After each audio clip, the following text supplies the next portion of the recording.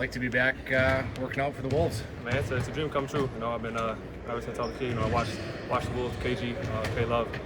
Just dynasty to build up. Now they've got the new young players with Anthony and Cat and everybody. Coming up with Daniels as well. It's amazing this opportunity just to be here. Drive here, stay in a hotel, just the lowest hotel, and then get to be here and head back home after this. So that's just a great blessing. What did it just feel like to just put the jersey on this morning? We talked to Race Thompson last week, and he kind of had that same special feeling being a local kid. Just what was it like to put the jersey on this morning? Yeah, it was huge. It was huge. I had to take a picture before, put on my Snapchat and my Instagram. So I had to show that out. But it's a blessing. It's a dream come true. This opportunity, especially here, and this opportunity continue to showcase my talents. What I've been working hard for to every organization that I've worked out for. What was the best part of the workout today? I would say just competing. I would say the 1-on-1, 3-on-3. I love competing. Just playing different actions. I think that's just like I can showcase my shooting, my defense. Really getting into people and really just competing. I think that just showcases what organizations want out of a player. As a kid growing up playing at DeLaSalle, stuff like that, were you a big Timberwolves fan? Did you follow the NBA that much, or was you kind of focused on college? Yeah, so I focused on NBA a lot growing up, but I'm more of a players guy. So I like certain players that kind of emulate what they do, what I can do in their position as well. So I wasn't a team. I didn't have a favorite team. I was just more of just favorite players here and there from each team. Any players from this team? From this team, yeah, I like Anthony a lot. I think he's just like a very I like how he plays both ways. I think you really got to do that to be a star in the league, like Jimmy Butler as well. Playing both ways, not just on the offensive side. Offense looks cool and all, but being able to lock up. And I think McDaniels does a great job too. I think he got snubbed on the defensive team, but I think that it's a great opportunity that this Timberwolves team has a lot of guys that want to guard. Was it kind of a tough decision to enter the transfer portal? It worked out very well for you, but was it kind of a heartbreaking decision or kind of exciting? No, it was tough. Going into it was a lot of unknowns, especially just like now, a lot of unknowns. But I think I made a really good choice, just for my career. But Minnesota will always be home to me. I had a lot of great 3 years there. And you've had some good role models too. If you go back to Tyus Jones, stuff like that. Do you have like a role model in the NBA that you thought, even like Tyus, could wow, that's who I want to be?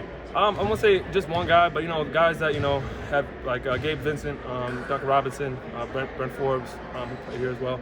Guys that like Patty Mills, guys that kind of like combo guards that didn't make it just like out of the first round right away. They kind of paved the way through that's overseas D League and then make it. So I feel like everyone's path is different, and I'm just grateful and excited for what my career is about to take off.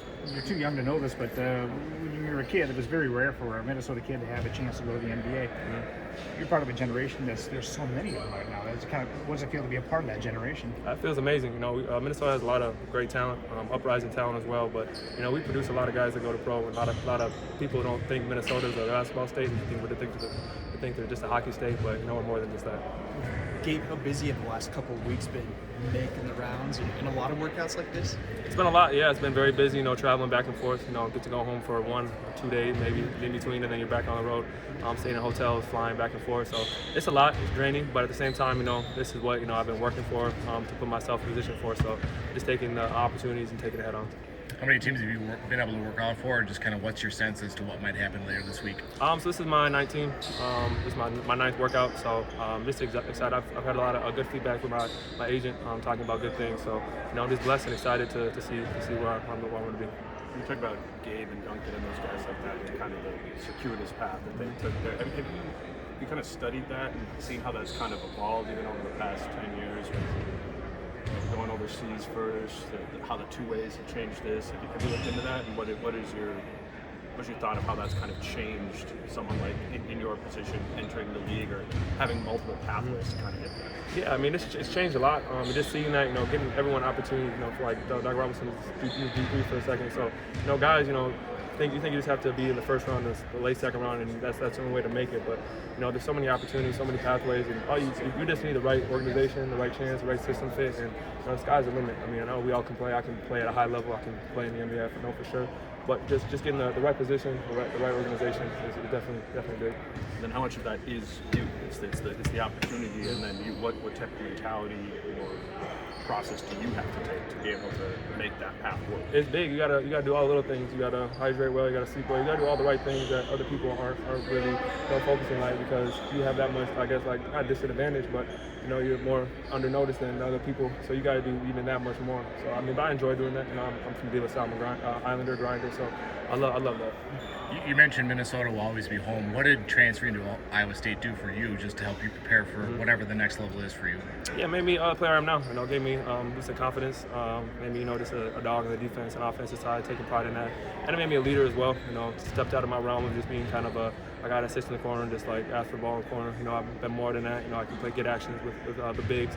I can read the floor a lot better. There's different things. I've definitely been showing that in these workouts. Not just catching shoot guy in the corner, which I'm really good at and skilled at, and I'm playing defensively as well.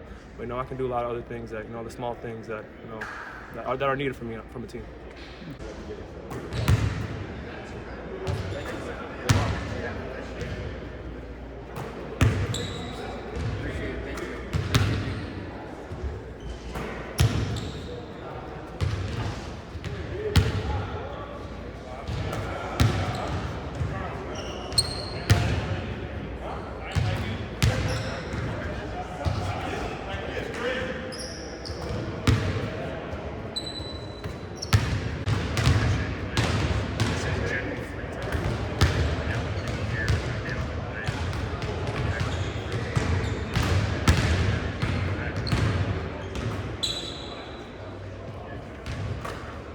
Good on B-roll, or do you need more?